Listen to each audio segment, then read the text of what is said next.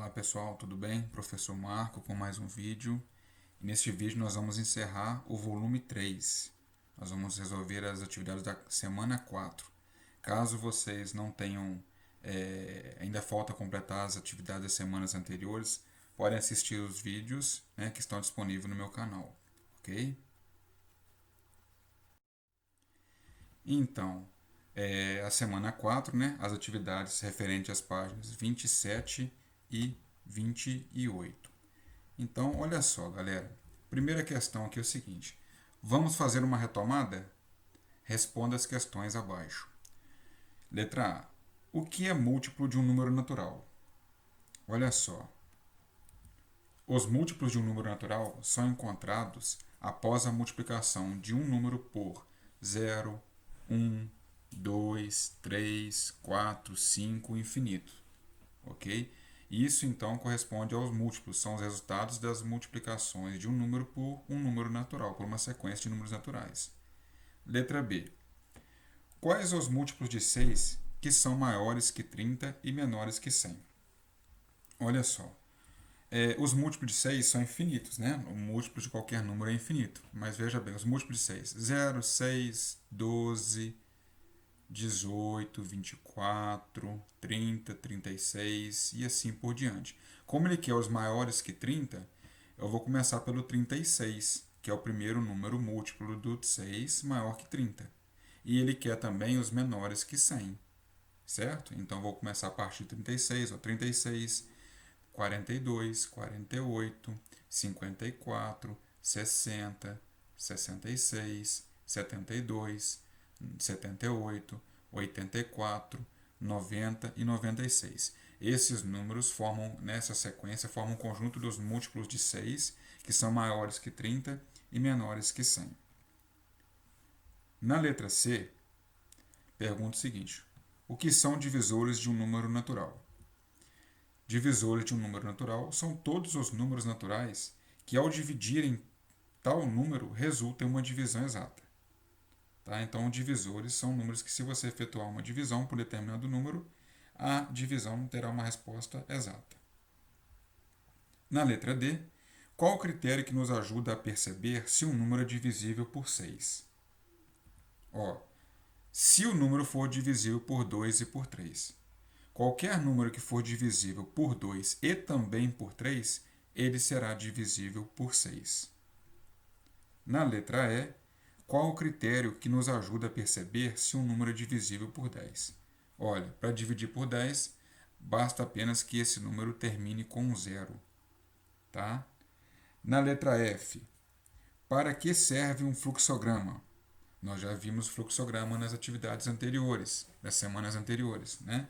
Então, olha só, o fluxograma ele é um tipo de diagrama que pode ser entendido como uma representação esquemática de um processo, muitas vezes feito através de gráficos que ilustram de forma descomplicada a sequência operacional do desenvolvimento de um processo. Então é o seguinte, né? Já vimos nas atividades anteriores que na verdade o diagrama ele é uma estratégia utilizada que mostra o passo a passo direitinho para efetuarmos um cálculo, para se desenvolver uma operação. Tá certo? Aí continuando então na atividade número 2, Ivan é programador e trabalha em uma transportadora de cargas que só transporta lotes em grupos de 10 kg, 100 kg ou 1 tonelada, né, que corresponde a 1.000 kg. Ele precisa construir um programa que determine rapidamente, sem usar divisões, se um determinado número é divisível por 10, ou por 100, ou por 1.000. Né? Como seria o fluxograma das informações de entrada e saída desse programa? Então vamos lá, vamos observar esse fluxograma aqui agora. Olha só, tem que ser uma situação onde divide por 10, por 100 e por 1.000, ok? Então a primeira coisa que nós temos que fazer, que é o fluxograma, demonstra todo o passo a passo, tudo que deve ser feito, toda a estratégia, toda a análise para saber se será ou não divisível, certo? Então a primeira coisa que nós vamos escolher um número maior que zero, tá? Beleza, escolhemos um número maior que zero, o próximo passo. O último algarismo é zero? Bom, né, é uma situação. Se não for zero, o número não é múltiplo nem de 10, nem de 100 e nem de 1000. Agora, se a resposta for sim, se ele terminar com zero, olha o que pode acontecer. O penúltimo algarismo é zero?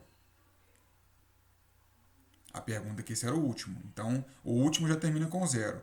Aí sim. E agora o penúltimo também termina com zero? Então, se os dois últimos algarismos agora são zero? Se a resposta for não, o número é múltiplo apenas de 10, mas não é nem de 100 nem de 1000. Agora, se a resposta for sim, se ele terminar aqui, ó, com dois algarismos, com dois zeros, né? Aí nós temos que dar sequência aqui. Porque, e o antepenúltimo algarismo é zero?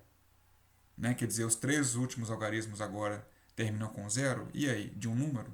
Se a resposta for não, o número é múltiplo de 10 de 100, mas não é de 1000, porque não terminou com três zeros. Agora, se a resposta for sim, quer dizer, ele terminou com penúltimo, antepenúltimo, penúltimo e último algarismo sendo zero, a resposta é sim que acontece. Esse número ele será múltiplo de 10, de 100 e também de 1000. Ok? Na terceira questão, Leandro, Carlos e Marcelo são pescadores e fazem pesca em alto mar.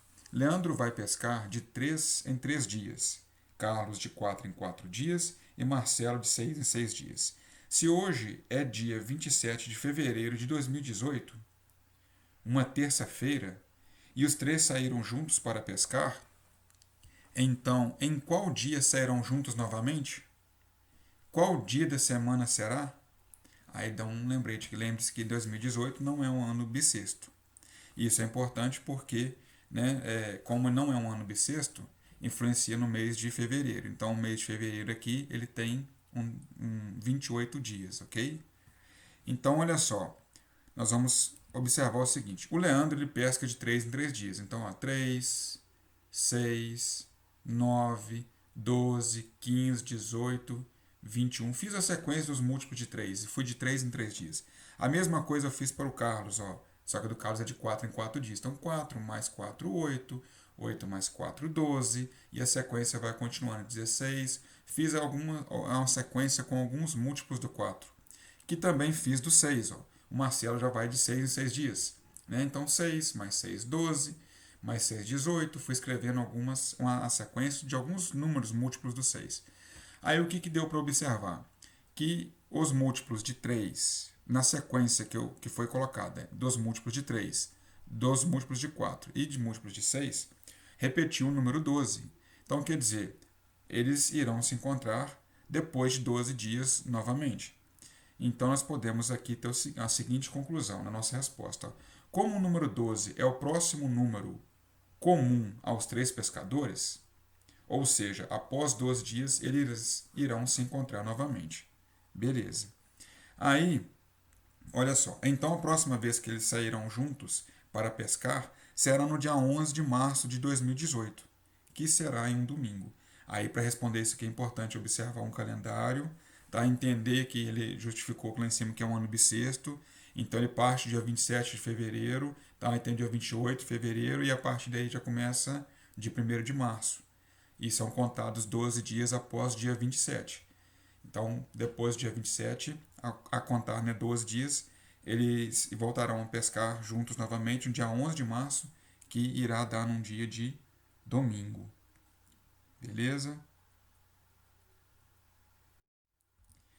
A próxima questão aqui, número 4, é o seguinte: ó. A senha de um cofre é formada por 4 algarismos ímpares e distintos. 4 algarismos ímpares, né? Termina, então, são 1, 3, 5, 7, 9. E distinto quer dizer, são diferentes, não há repetição de número, de algarismo. De acordo com essa informação, responda cada questão e justifique sua resposta. Primeira pergunta, letra A. Os 4 algarismos dessa senha podem formar um número divisível por 2? Gente, não. Né? É óbvio que não, pois, como os 4 algarismos são ímpares, sempre será formado um número ímpar. E para dividir por 2 tem que terminar com um número par. Certo? Na letra B, os 4 algarismos desta senha podem formar um número divisível por 6? E aí, para dividir por 6? Também não. pois, não sendo formado um número par, não será possível dividir por 2 e nem por 6. Certo? Letra C. Os 4 algarismos dessa senha podem formar um número múltiplo de 5? Podem formar um número múltiplo de 5? E aí? Podem sim, desde que tenha o algarismo 5 na unidade. Né? Termine com o algarismo 5 no número formado. Na letra D. Os 4 algarismos desta senha podem formar um número múltiplo de 10? Não, pois os múltiplos de 10 têm o algarismo 0 na unidade. Então, o número formado precisa de ser par. Então, para ser múltiplo de 10, tem que terminar com o 0. Aí, olha só, na questão número 5, falou o seguinte: Lucas pensou nos 5 menores múltiplos de 17, em que o algarismo das unidades de todos é o número 1. Você pode dizer a Lucas qual é o maior desses 5 múltiplos? E aí, para resolver essa questão, olha o que eu fiz. Eu escrevi a sequência dos múltiplos de 10, de 17, para ir observando os resultados. Porque o objetivo é que ele pegue os 5 menores múltiplos de 17, mas que terminem com o algarismo 1.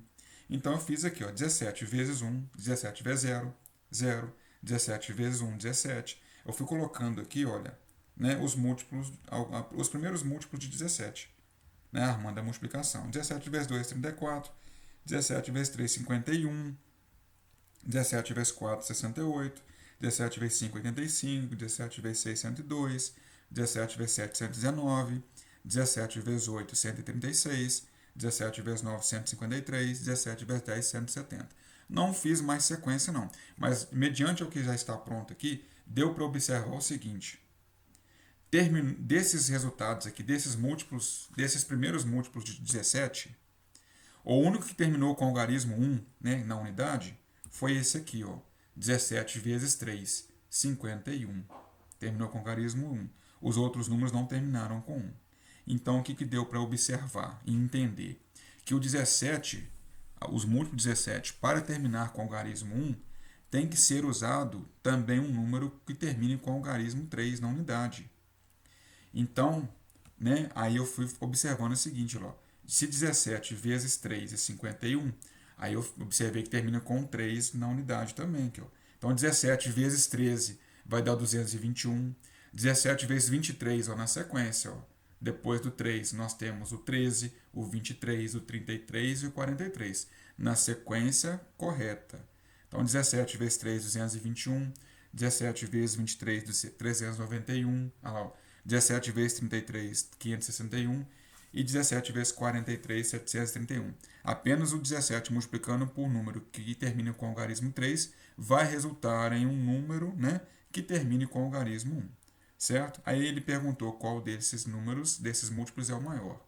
Então nós temos aqui que o maior dos múltiplos é o número 731. Beleza? Então espero que vocês tenham gostado e até o próximo vídeo.